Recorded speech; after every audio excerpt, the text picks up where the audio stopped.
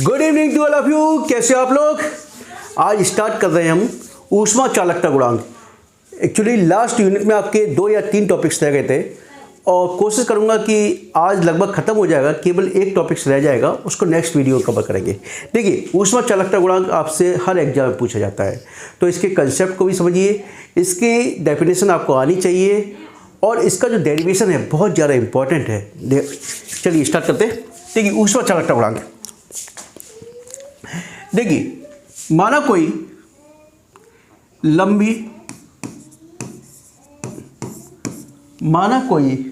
एक लंबी सुचालक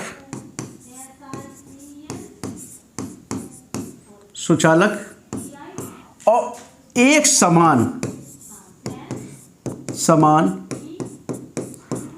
अनुप्रस्थ क्षेत्रफल की छड़ है छड़ जानते हो ना, रॉड है, ठीक है। इतना लगी, माना कोई एक लंबी सुचालक एक समान अनुप्रस्थ क्षेत्रफल की छड़ है, यानी कि उसका क्षेत्रफल प्रत्येक पृष्ठ का कैसा है, समान है, ठीक है। अब उसमें यदि ऊष्मा दी जाती है, क्या दी जाती है? ऊष्मा दी जाती है। तो ऊष्मा जो Q है वो प्रयोग के द्वारा सिद्ध किया गया कि जो ऊष्मा दी जाती है वो किन किन बातों पर निर्भर करती है। देखिए, पहले थोड़ा फिगर बना लेते हैं, ठीक है। माना कोई छड़ है तुम्हारी, यहां बना लेते हैं हम, ठीक है। ये आपकी छड़, ठीक है।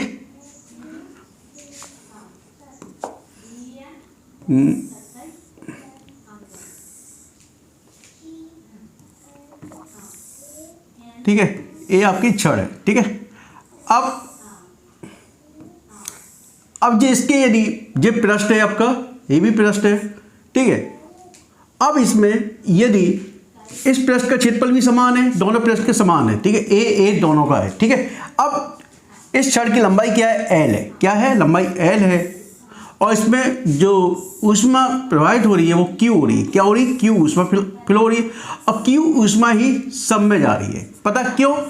क्योंकि एक स्थायी अवस्था में, और स्थायी अवस्था में आप जानते हो, यानी जो क्यू ऊष्मा इसको प्राप्त हो रही है वही यहाँ पे प्राप्त हो रही है, वही यहाँ पे प्राप्त हो रही है। क्यों? स्थायी अवस्था में कोई पृष्ठ एनर्जी यानी हीट को एब्जॉर्ब नहीं करता है, यानी जो भी हीट आती है उसके पास वो नेक्स्ट वाले पृष्ठ को ट्रांसफर कर देता है, ठीक है। तो ये मान लीजिए, अब इसका यदि टेम्परेचर है θ1, इसका टेम्परेचर मान लिया हमने θ1, ठीक है, और इसका टेम्परेचर दिया θ2, ठीक है। इतना समझ में आ गया। तो प्रवाहित होने वाली ऊष्मा निम्नलिखित बातों पर निर्भर करती है। पहला, जो प्रवाहित ऊष्मा Q है, देखिए थीटा और Q थोड़ा एक सा लगता है, इसको मैं कब कर लूँ, जो हीट है इसको मैं Q ऐसा बना देता हूँ, है ना, ऐसा बना देता हूँ, ठीक है। नहीं लेकिन बुक्स में आप कंफ्यूज हो जाओगे, चलो ऐसे ही बना लें दो, ठीक है। Q थीटा थोड़ा चेंज कर दूंगा मैं, है ना। चलिए, Q जो है वो पृष्ठ के क्षेत्रफल पर A, ठीक है। दूसरा, तापांतर पे, है ना, तापांतर जानते हो ना, या कह सकते हैं जो ऊष्मा है ताप प्रवणता पर निर्भर करती है, ठीक है।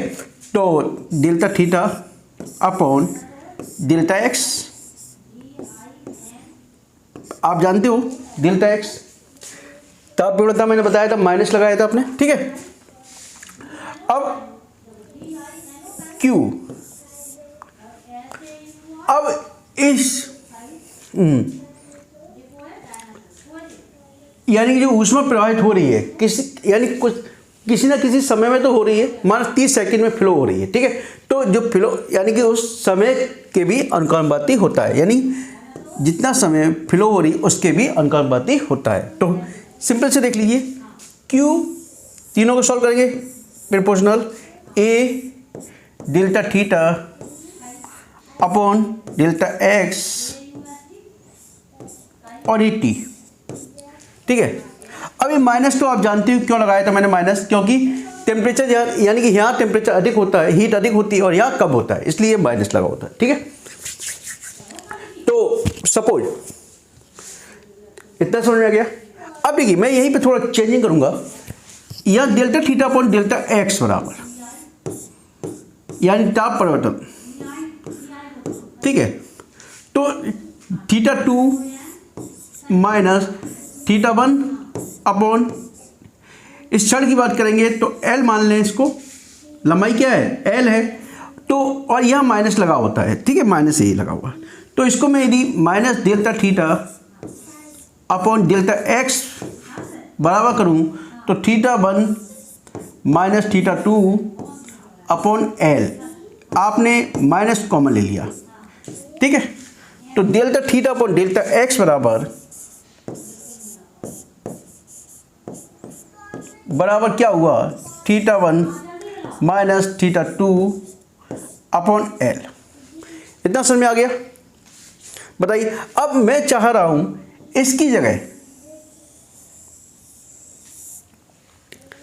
Delta theta upon delta x की जगह θ1 माइनस θ2 अपॉन L रख सकता हूं मैं, ठीक है। तो रख देते हैं हम इसको, उतार लो बेटा, इसको उतार लो, ठीक है। अब देखिए Q, प्रिपोजिशनल के साइन हटाइए, K लगा दीजिए, K A, इसको डेल्टा थीटा वही θ1 माइनस θ2 अपॉन L, ठीक है, और T सेकेंड, ठीक है, ये हो गया। इतना समझ में आ गया बेटा, ठीक है। अब इसको मैं, क्लियर आ रहा है, ठीक है। यहाँ मैं इसको कहाँ डाल दूँ, इसको भी डाल देता हूँ बेटा, ठीक है, इसको डाल देता हूँ। तो K बराबर क्या हो जाएगा, Q अपॉन A, इसको θ1 माइनस θ2 अपॉन L इंटू,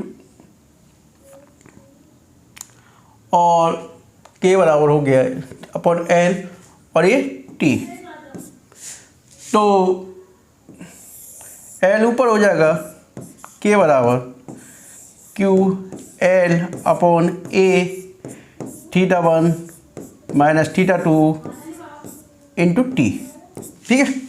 तो एक तरह से मैं लंबाई क्या मान लूँ, एकांक मान लूँ। लंबाई मैंने 1 मान ली, 1 मीटर, क्षेत्रफल मैंने 1 मीटर स्क्वायर मान लिया, और T मैंने 1 सेकंड मान लिया, T मैंने 1 सेकंड, ठीक है, ठीक है। और दोनों तापों के बीच का अंतर 1 डिग्री सेल्सियस, 1 डिग्री सेल्सियस, ठीक है, θ1 माइनस θ2, ठीक है। एक मिनट,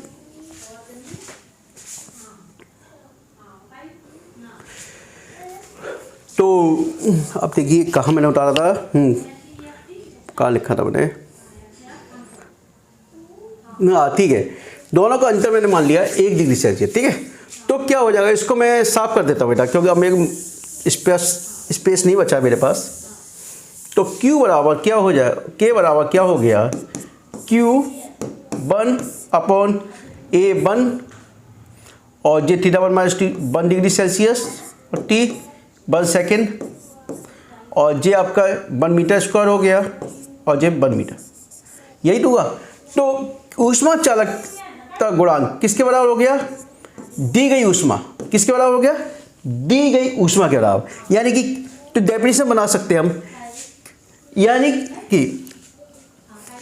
किसी भी चालक का या किसी भी क्षण का ऊष्मा चालकता गुणांक एकांक लंबाई की, यानी कि 1 मीटर लंबी, या कह सकते हैं 1 मीटर लंबी, और एक स्क्वायर मीटर क्षेत्रफल को 1 सेकंड में जितनी ऊष्मा दी जाती है, उस ऊष्मा के बराबर उस क्षण का ऊष्मा चालकता गुणांक होता है। याद रखिए, यानी कि किसी भी क्षण का ऊष्मा चालकता गुणांक, या कह सकते हैं 1 मीटर लंबी और 1 स्क्वायर मीटर क्षेत्रफल वाली किसी क्षण को 1 सेकंड में दी गई ऊष्मा के बराबर उसका ऊष्मा चालकता गुणांक होता है, जबकि दोनों सिरों के बीच का तापांतर कितना हो, 1 डिग्री सेल्सियस हो। यानी दोनों सिरों के बीच का तापांतर कितना है, 1 डिग्री सेल्सियस है। हो गई डेफिनेशन, ठीक है। अब देखिए इसकी यूनिट बना ले, इसको साफ कर लेते बेटा,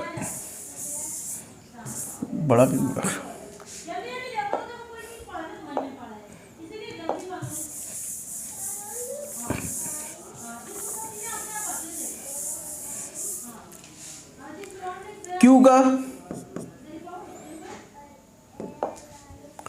को देखिए किलो कैलोरी, ठीक है, और इसका मीटर, और नीचे क्या है मीटर स्क्वायर,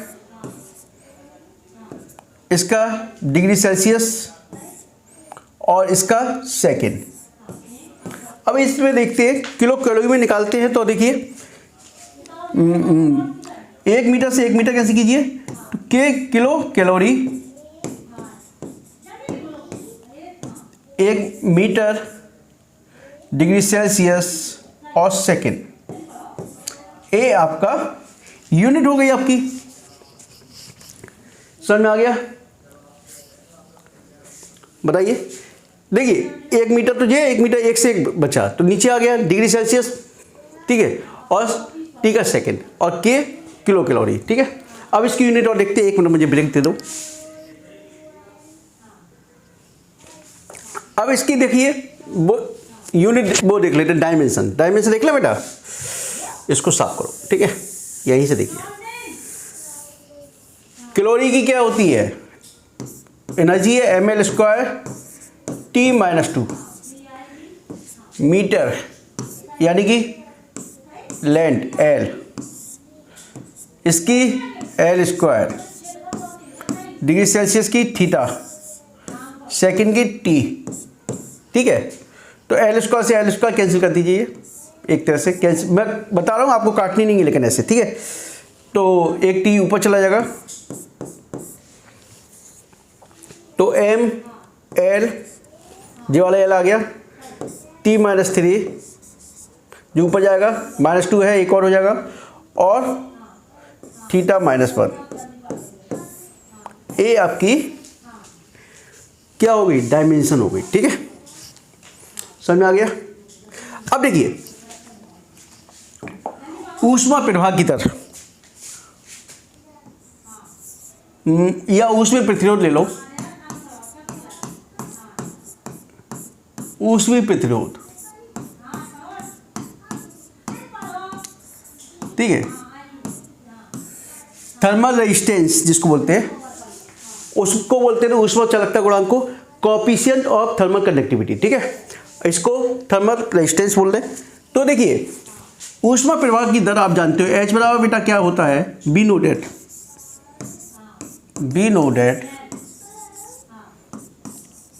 H बराबर क्या होता है, Q/T, होता है नहीं होता। अब H Q बराबर हम जानते हैं KA delta theta upon delta x into T, और एक टी ये वाला तो है ही नीचे, तो टी एक कैंसिल करिए, टी से टी कैंसिल किया, H बराबर बेटा क्या हो गया, KA delta theta upon delta x. तो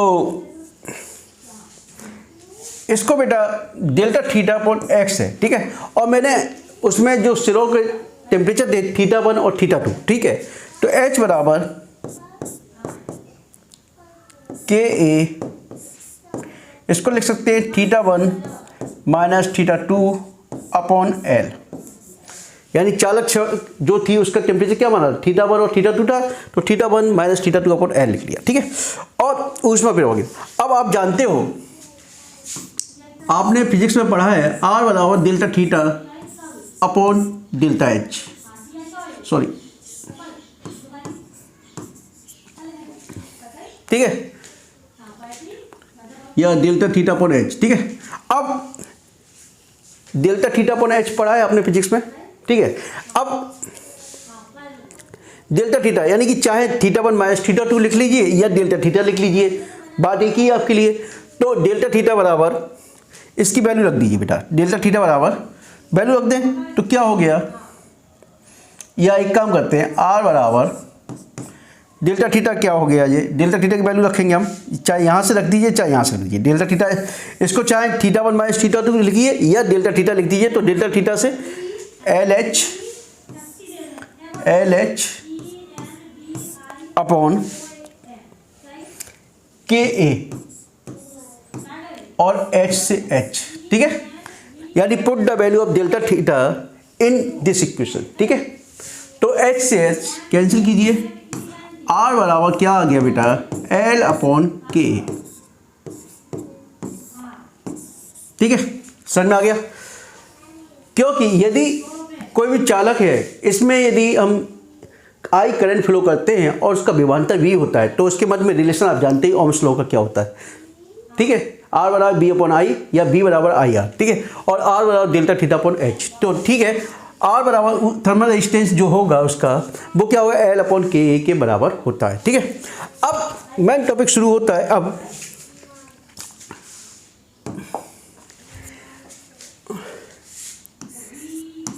श्रेणी क्रम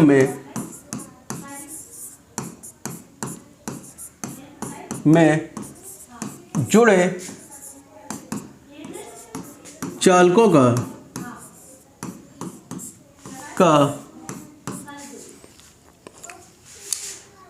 तुल्य ऊष्मीय प्रतिरोध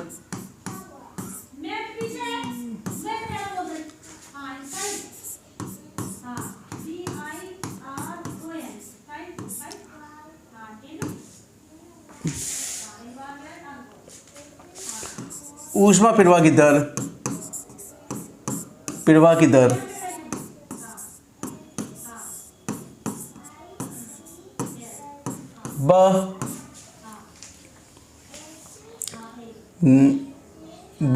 ऊष्मा चालकता गुणांक। ये पूरा डेरिवेशन आपके लिए आता है, एग्जाम में पूछा जाता है, चालकता गुणांक,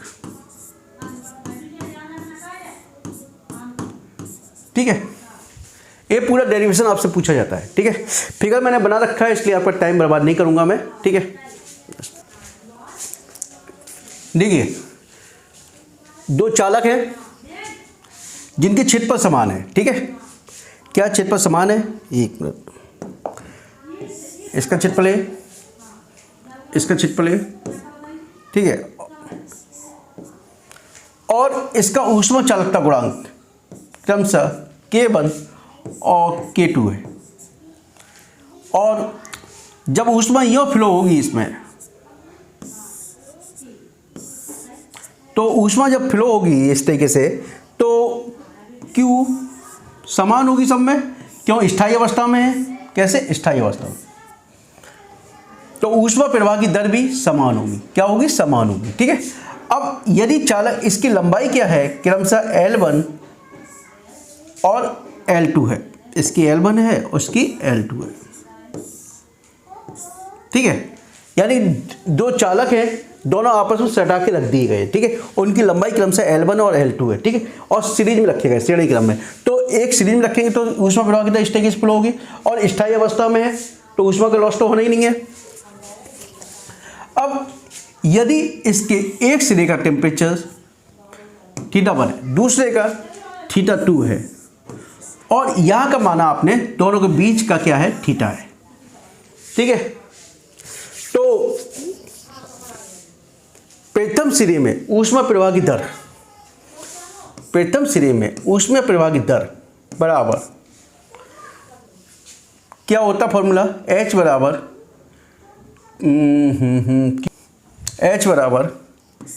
K1 A। अब देखिए, θ1 डेल्टा थीटा क्या होगा, θ1 माइनस θ अपॉन L1, ठीक है। अब इसी प्रकार से दूसरे चालक में ऊष्मा प्रवाह की दर H बराबर K2 A θ minus θ2, θ minus θ2 upon L2, ठीक है। अब आप जानते हो कि ऊष्मा प्रवाह की दर दोनों में समान है, क्या है, प्रवाह की दर दोनों में समान है। तो H इक्वल टू या ये कह सकते, इसको H1 मान लो, अभी इसको H2 मान लो। बी नो डेट ऊष्मा प्रवाह की दर कैसी, समान, तो H1 इक्वल टू H2 कर लीजिए, ठीक है। अब देखिए, इसको खोलिए, इसको जगह स्पेस नहीं बचता, ये दिक्कत हो जाती है। K1 A theta 1 minus theta upon L1 equal to K2 A theta minus theta 2 upon L2। ठीक है बेटा, तो K1 A theta 1 upon L1 minus K1 A theta upon L1 equal to K2 A theta upon L2 minus K2 A theta 2 upon L2। ठीक है बेटा, sir में आया, multiply कर दिया मैंने और कुछ नहीं किया। अब देखिए थीटा इधर है, थीटा इधर है, K2 को मैं इसके पास लेके आ रहा हूँ, K1 A theta 1 upon L1 plus K2 A theta 2 upon L2 बराबर थीटा के पास theta K2 A theta upon L2 plus K1 A theta upon L1। ठीक है बेटा, इतना समझ में आ गया? ठीक है, अब देखिए इसमें से थीटा कॉमन आ सकता है बेटा, थीटा कॉमन ले लूँ मैं इसमें से, थीटा मैंने कॉमन ले लिया तो K2 A upon L2 plus K1 A upon L1। ठीक है, इतना आ गया। अब इसको मैं थोड़ा और सॉल्व कर दूं, theta K2 A L1 plus K1 A L2 upon L1 L2। ठीक है, थीटा बराबर आ गया बेटा इतना। ठीक है, इतना समझ में आ गया। तो इसको मैं एक स्टेप और कर लेता हूँ, इसको है ना, K1 A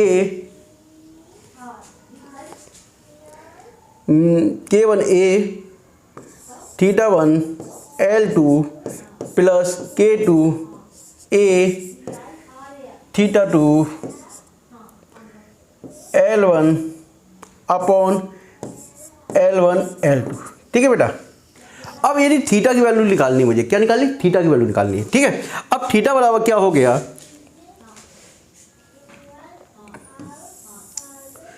रिकॉर्डिंग हो रही है वहाँ तक, ठीक हो रही रिकॉर्डिंग। थीटा बराबर हो गया जी आपका, इसको लिखिए, इसमें से देखिए कॉमन क्या आ रहा है, ठीक है, ए पहली बात तो ए कॉमन आ रहा है इसमें से। ठीक है, ए बड़ा हो जाएगा ज़्यादा यार, मैं इसको साफ कर देता हूँ बेटा, ऊपर ज़्यादा सही लगेगा। ठीक है, क्योंकि क्लियर नहीं हो पाएगा फिर। थीटा बराबर आ जाएगा जी, ए कॉमन ले लो, K1 theta 1 L2 plus K2 theta 2 L1 upon L1 L2। ठीक है, ठीक, और जे नीचे आ जाएगा, वहाँ से उतारिए आप, ए कॉमन लीजिए, K2 L1 plus K1 L2 upon L1 L2। ए से ए कैंसिल कीजिए। ठीक है, और ए आपका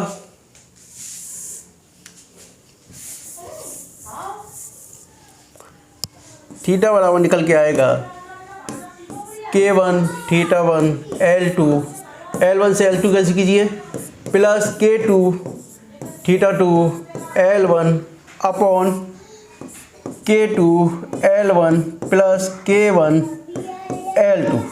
जे आपने थीटा की वैल्यू निकालनी बेटा, एक में बेटा, जे आपने थीटा की वैल्यू निकालनी बेटा, एक में बेटा।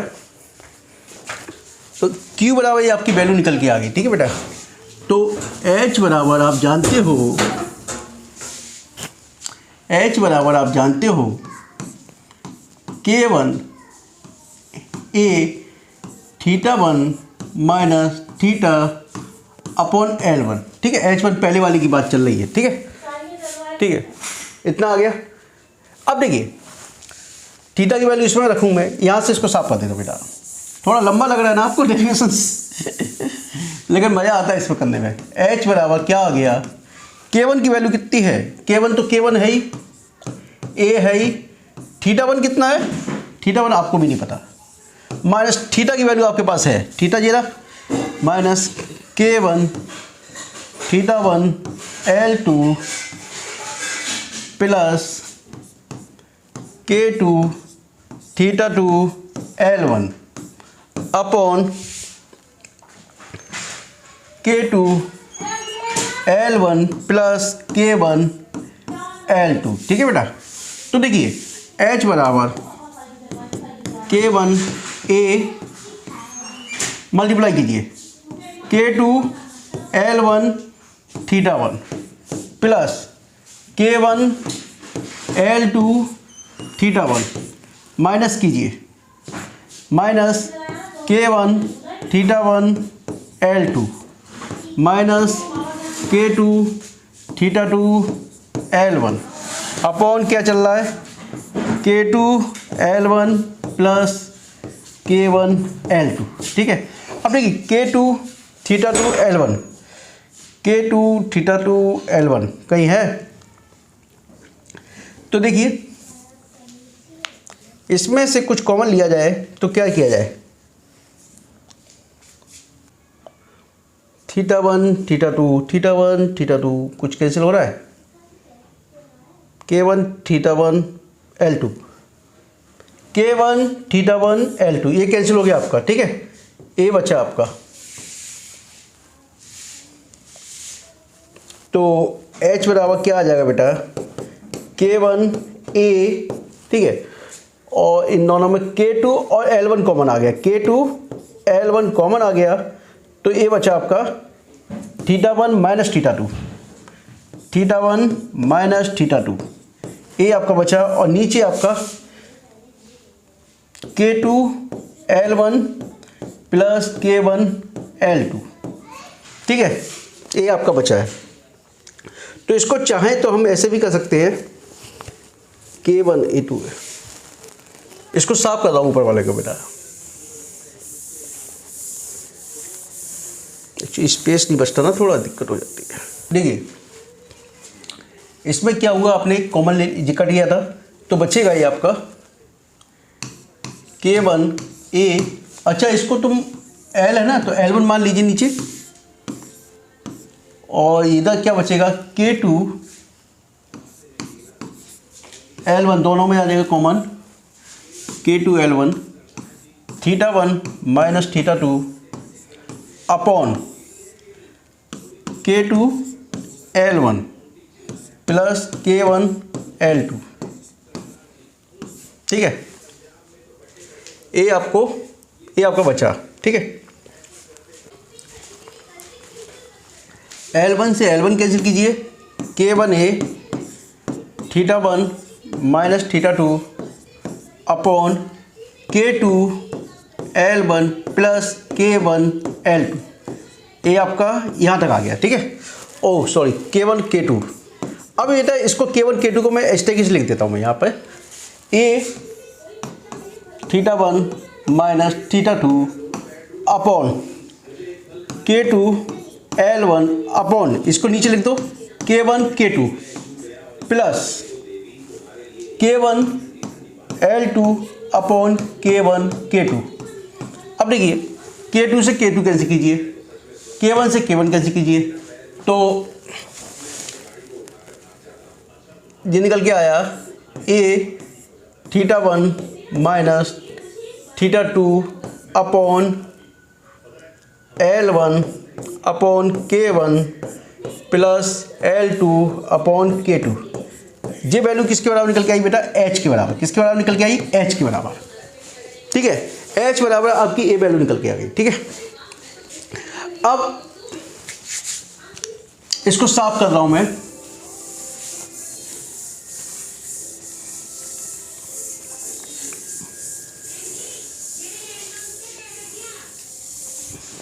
अब ऊष्मा यानी कि ऊष्मीय प्रतिरोध की बात चलती है। ऊष्मीय प्रतिरोध,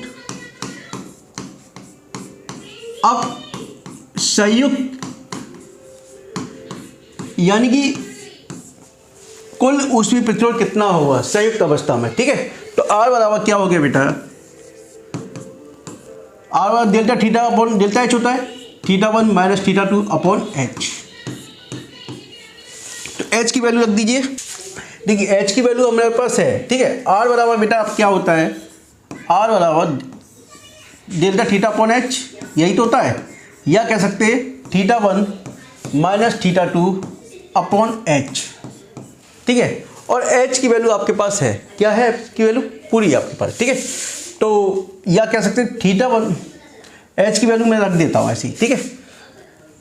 इसी क्वेश्चन माना एच की वैल्यू यहाँ रख दिए, θ1 माइनस θ2, और एच की वैल्यू आपके पास है A θ1 minus θ2 upon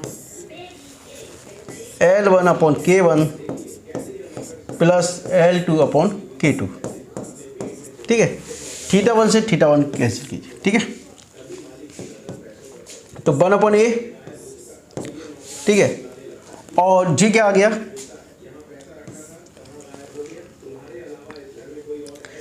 L1 upon K1 plus L2 upon K2,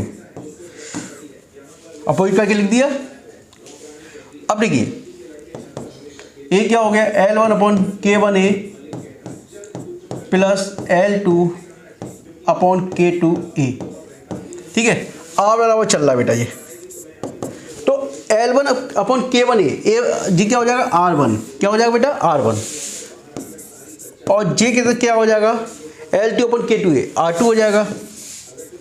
तो R बराबर क्या आ गया बेटा R1 प्लस R2, ठीक है। इतना समझ में आ गया, यानी ऊष्मीय प्रतिरोध आपने निकाल लिया, ठीक है। अब तुल्य ऊष्मा चालकता गुणांक निकालते हैं, कितना, तुल्य ऊष्मा चालकता गुणांक, ठीक है। तुल्य ऊष्मा चालकता गुणांक,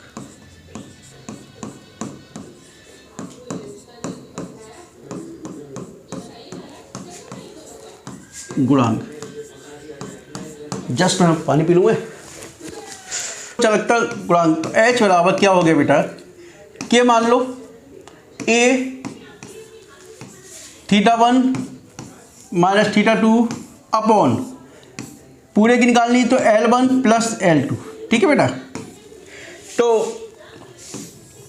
H की वैल्यू आपने निकाली थी, आपने कितनी निकाली थी, H बराबर निकाली थी, और वैल्यू निकाली थी हमने A θ1 minus θ2 upon L1 upon K1 plus L2 upon K2 बराबर रख दी। H की वैल्यू जो है निकाली थी वो उसके सामने रख दी, और K A θ1 minus θ2 upon L1 plus L2, ठीक है।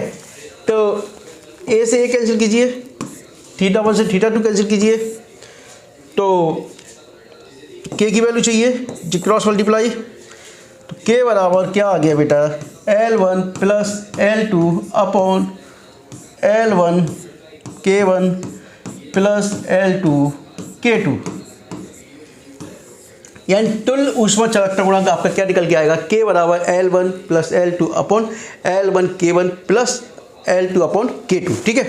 अब यदि L1 इक्वल टू L2 है, ठीक है, दोनों बराबर हैं, ठीक है। K बराबर क्या हो जाएगा 2L हो जाएगा, और G क्या हो जाएगा 1L upon K1 plus L upon K2, L इसमें से कॉमन ले लीजिए, 2L L कॉमन ले लीजिए आप, तो 1 upon K1 plus 1 upon K2, L से L कैंसिल कीजिए तो निकल के आएगा 2 upon 1 upon K1 plus 1 upon K2, ठीक है। इतना समझ में आ गया। अब देखिए तो क्या निकल गया है 2 upon 1 upon K1 plus 1 upon K2। अब देखिए यदि एंड यदि n चालक आपस में एक सीरीज में कनेक्ट है, ठीक है।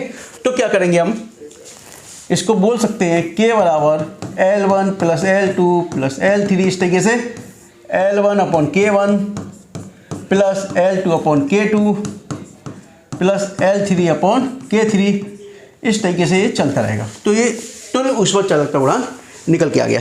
ये डेरिवेशन थोड़ा लंबा था लेकिन कंसेप्चुअल था। यदि आपने कंसेप्ट समझ लिया तो बहुत आसानी से एग्जाम में कर ले जाओगे, ठीक है। और एक और डेरिवेशन इसके अंदर बचा समांतर क्रम में, वो थोड़ा छोटा है क्योंकि समांतर क्रम में ऊष्मा प्रवाह की दर अलग अलग होती है, दोनों को कंबाइन कर दिया जाता है, ठीक है। चलिए, इससे पहले हमने देखा था यानी सीरीज में, याद है, श्रेणी क्रम में जुड़े दो चालकों में ऊष्मा प्रवाह की दर और ऊष्मीय प्रतिरोध एवं तुल्य ऊष्मा चालकता। लेकिन अब देखेंगे कि समांतर क्रम में, उसमें देखा था एक सीरीज में था, ठीक है, लेकिन इसमें क्या है, समांतर क्रम में, यानी एक ए है और दूसरा ए है, ठीक है। तो जब समांतर क्रम में होगा तो इसकी लंबाई क्या होगी बेटा, समान होगी। क्या होगी, लंबाई समान होगी। और लेकिन इसमें क्षेत्रफल क्या अलग अलग है, यानी पृष्ठीय क्षेत्रफल क्या है, अलग अलग है दोनों का। और ऊष्मा प्रवाह की दर वहाँ एक ही सीरीज में जा रही थी, लेकिन इसमें क्या होगा, डिवाइड हो जाएगी। तो ये पैरेलल में है तो यानी कि ऊष्मा प्रवाह की दर भी अलग अलग होगी, ठीक है। जबकि इसके खुले पृष्ठों के तापमान क्या है, θ1 और θ2 है, ठीक है। और ऊष्मा चालकता गुणांक क्या है, K1 और K2, ठीक है। तो H1 वाला क्या होता है बेटा, Q अपॉन T होता है ना। तो Q वाला क्या होता है, KA θ1 माइनस θ2 अपॉन L। अब लंबाई सेम है, K1 A1, ठीक है। ऊष्मा चालकता गुणांक क्या, K1 है और क्षेत्रफल क्या है, A1 है पहले के लिए, ठीक है। प्रथम चालक में ऊष्मा प्रवाह की दर क्या होगी, H1 बराबर K1 A1 θ1 minus θ2 upon L। दूसरे चालक में प्रवाह की दर क्या होगी, H2 बराबर K2 A2 θ1 minus θ2 upon L, ठीक है। अब टोटल यानी टोटल पूरे चालक में प्रवाह की दर क्या होगी, H बराबर, वहाँ देखिए वहाँ फ्लो हो रहा था सीरीज में तो समान था H1 इक्वल टू H2, लेकिन यहाँ क्या होगा, H बराबर H1 प्लस H2, ठीक है। तो H1 प्लस H2, ठीक है। इसको दिख रहा है ना इसमें क्लियर, ठीक है। तो मैं कोशिश कर रहा हूँ यहाँ पे लिखने की, यहाँ पे से लिखना शुरू कर देता हूँ बेटा, K1 A1 अपॉन L, ठीक है। तो इसको खोल दे क्या, हम कॉमन ले लेंगे, ठीक है, plus K2 A2 upon L, ठीक है। और J आपका आ गया θ1 माइनस θ2, बाहर कॉमन आ गए दोनों में, ठीक है बेटा। इसको मान लो इक्वेशन 1, क्या मान लो बेटा, इक्वेशन 1, ठीक है। देखिए H बराबर θ1 minus θ2 K1 A1 upon L plus K2 A2 upon L, ये तो आ गया अपना, ठीक है। अब देखिए H बराबर θ1 माइनस θ2, ठीक है। और R बराबर आप जानते हो L अपॉन K, यह होता है। तो इसकी जगह मैं क्या लिख दूंगा यहाँ पर, K अपॉन L, यानी अपोजिट में है तो 1 अपॉन R1 लिख दो इसको, ठीक है। इधर 1 अपॉन R2, ठीक है। अब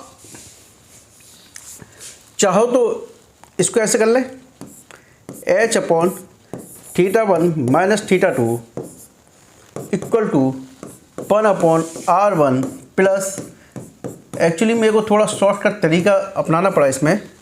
तो देखिए ये क्या होता है, R बराबर डेल्टा θ अपॉन H या θ1 माइनस θ2 अपॉन H, यही होता है। अब J ऊपर है J नीचे, लेकिन J अब यहाँ पे J ऊपर है और J नीचे अपोजिट है, तो इसको लिख दीजिए 1 अपॉन R, क्या लिख दीजिए 1 upon R equal to 1 upon R1 plus 1 upon R2। हो गया ये प्रूफ।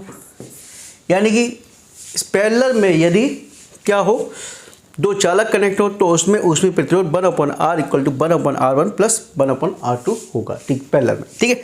अब देखिए इसको साफ कर लूँ, उतार लो आप, ठीक है, उतार लीजिए। अब तुल्य ऊष्मा चालकता देख लेते हैं बेटा, है ना।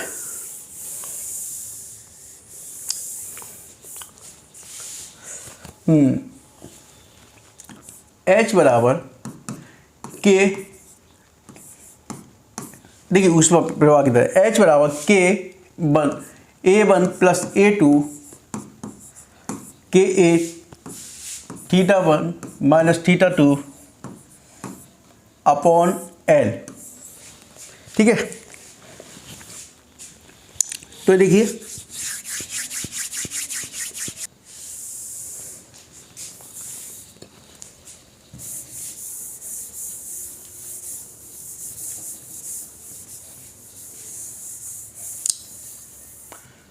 तो H बराबर आप जानते हो क्या होता है, ठीक, R बराबर डेल्टा थीटा अपॉन H। तो H बराबर जस्ट, ठीक है, H बराबर के, अब इससे पहले हमने H बराबर वैल्यू निकाली थी, H बराबर θ1 माइनस θ2 अभी निकाली थी ना, K1 R बराबर L अपॉन K, तो K1 A1 upon L plus K2 A2 upon L। ये आपने वैल्यू निकाली थी, ठीक है, अभी निकाली थी ना इससे पहले, ठीक है। अब देखिए इन दोनों, यानी कि इसकी इन दोनों के पैरेलल में रख दीजिए, ठीक है। तो ठीक इसके पैरेलल में रख दूंगा, ये दोनों आपस में, यानी कि H इक्वल टू H, एक तरह से H की वैल्यू रख दी मैंने यहाँ पर, ठीक है। तो जब रख दूंगा पैरेलल में, जो θ1 माइनस θ2 इसको कैंसिल कर दूंगा, ठीक है। तो के A1 प्लस A2 बराबर है upon L equal to, LCM ले लो, K1 A1 plus K2 A2 upon L। L से L कैंसिल कीजिए, K बराबर क्या हो गया जी, K1 A1 plus K2 A2 upon A1 plus A2, ठीक है। A आपका निकल के आ गया, ठीक है। अब यदि if A1 equal to A2, ठीक है बेटा, यदि क्षेत्रफल समान हो, क्या हो, क्षेत्रफल समान हो, तो K1 प्लस K2 और A बाहर निकाल लो, और नीचे क्या हो जाएगा, 2A हो जाएगा, A से A कैंसिल कीजिए, तो क्या आ जाएगा, K1 प्लस K2 अपॉन 2, ठीक है। तो ये आपका डेरिवेशन कंप्लीट हो गया, और आपका केवल एक 10 मिनट का टॉपिक रह गया है। उस टॉपिक को नेक्स्ट वीडियो में मैं नेक्स्ट डे कवर करूंगा उसको, उसके बाद आपके न्यूमेरिकल्स स्टार्ट कर दूंगा मैं आपको, ठीक है। और जो स्टूडेंट पहली बार मेरे चैनल को देख रहे हैं, कृपया चैनल को सब्सक्राइब कीजिए और दोस्तों के बाद में शेयर कीजिए। हाँ, इसके अतिरिक्त आप लोगों को बताना चाहूँगा, मैथमेटिक्स में मैंने त्रिकोणमिति में 1 या 2 चैप्टर्स रह गए हैं, और आपकी निमाइवर थ्योरम यानी कि यूनिट 5 कंप्लीट हो चुकी है। आप प्ले लिस्ट में जाके देख सकते हैं, एक सीक्वेंस से मैंने वीडियो अपलोड कर रखे हैं। Okay, thank you.